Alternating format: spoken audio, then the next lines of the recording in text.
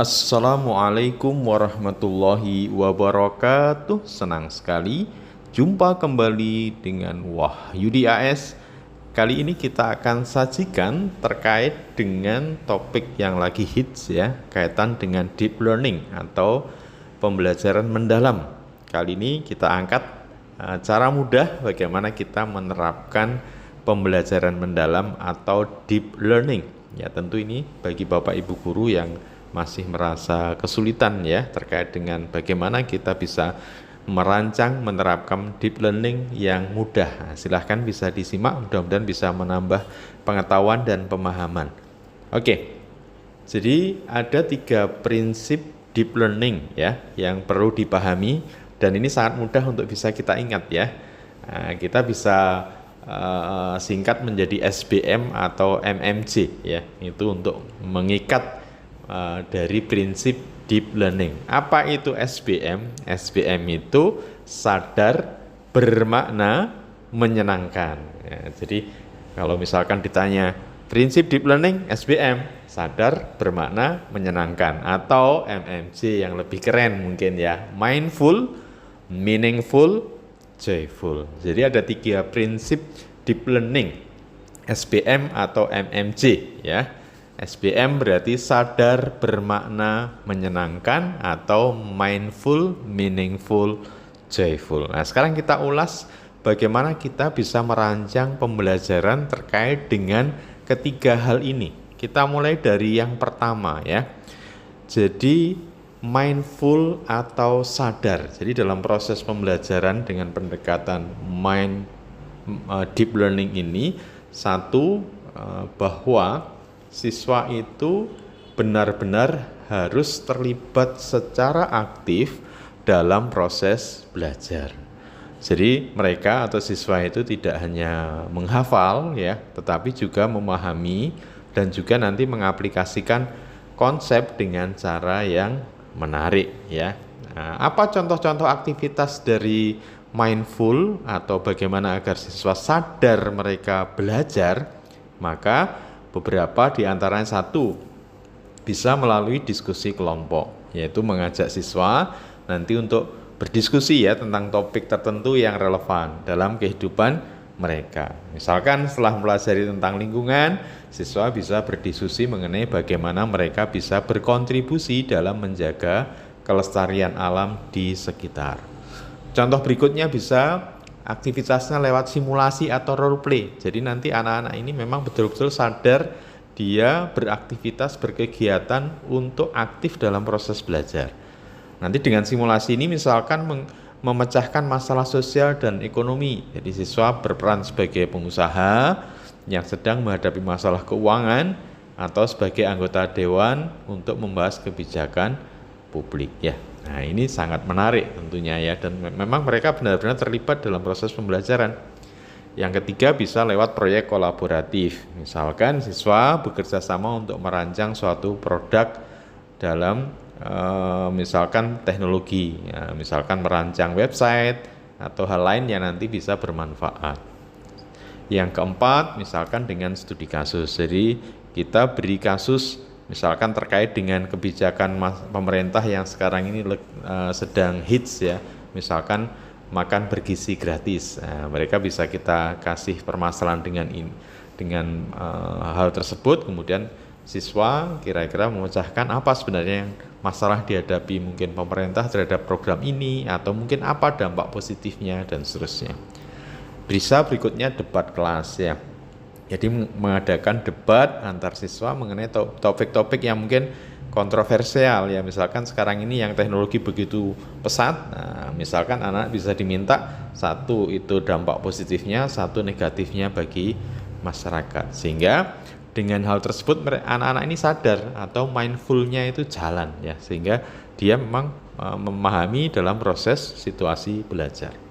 Kemudian yang kedua, B yang kedua adalah bermakna, atau M yang kedua adalah meaningful ya.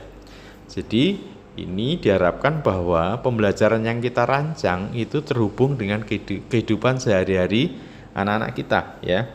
Jadi kita bisa memberi konteks yang jelas agar siswa betul-betul bisa melihat nilai dari apa yang mereka pelajari atau bisa diterapkan. Apa contoh aktivitasnya? Yang pertama, dengan memberi konteks. Jadi pembelajaran kita ada konteksnya ya. Jadi misalkan konteks itu bisa diambil dalam kehidupan sehari.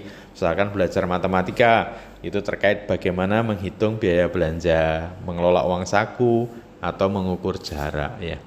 Yang kedua, analisis kasus nyata. Jadi anak-anak kita beri kasus yang dihadapi dalam keseharian untuk kemudian membantu untuk memecahkan. Sehingga betul-betul apa yang telah dipelajari itu digunakan untuk membantu memberi solusi ya. Ketiga, bisa kita gunakan aktivitas namanya kampanye kesadaran sosial. Apa maksudnya kampanye kesadaran sosial? Jadi di sini nanti anak-anak kita itu misalkan kita ikut libatkan dalam isu-isu penting yang relevan dalam kehidupan mereka, misalkan kaitan dengan kesehatan mental, tertib lalu lintas bagi remaja, krisis moral, dan seterusnya.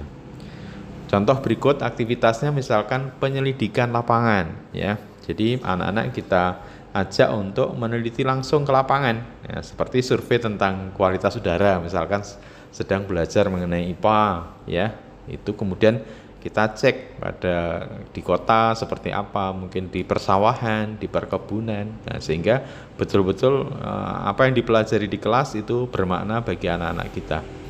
Misalkan berikutnya kegiatan layanan masyarakat ya, jadi ini penting sekali.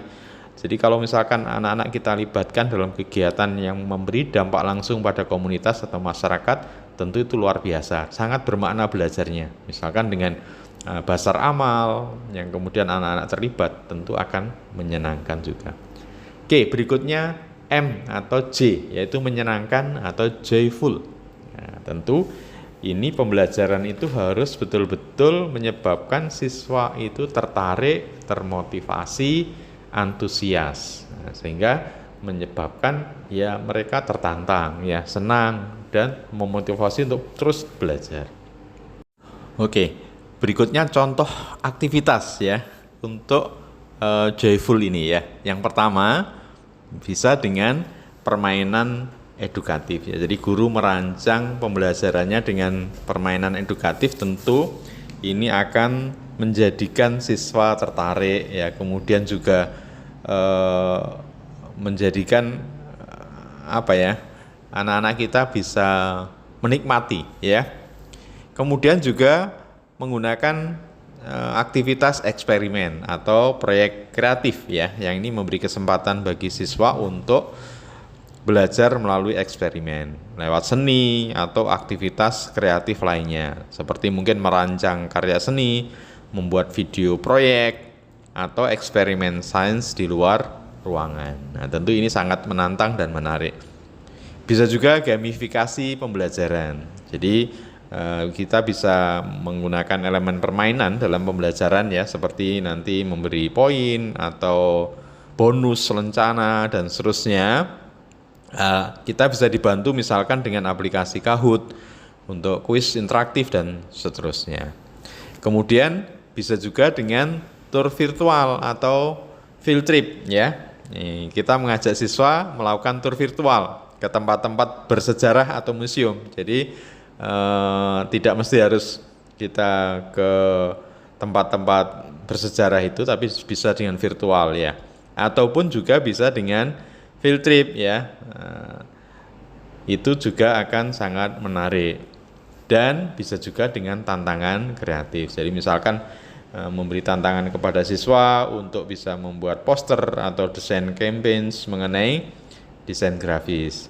Nah, tentu ini akan menjadikan anak-anak kita selain skill keterampilannya terasah, tapi juga antusiasme, menantangnya, tertariknya itu menyebabkan betul-betul anak-anak kita bisa menikmati. Nah, mudah-mudahan dari deep learning ini, SBM, sadar, bermakna, menyenangkan, atau mindful, meaningful, joyful ini betul-betul nanti terimplementasikan dalam pembelajaran, dan tentunya anak-anak kita sadar belajar, belajarnya bisa diterapkan bermakna, dan tentu menyenangkan. Oke, terima kasih. Sampai ketemu pada video berikutnya. Assalamualaikum warahmatullahi wabarakatuh.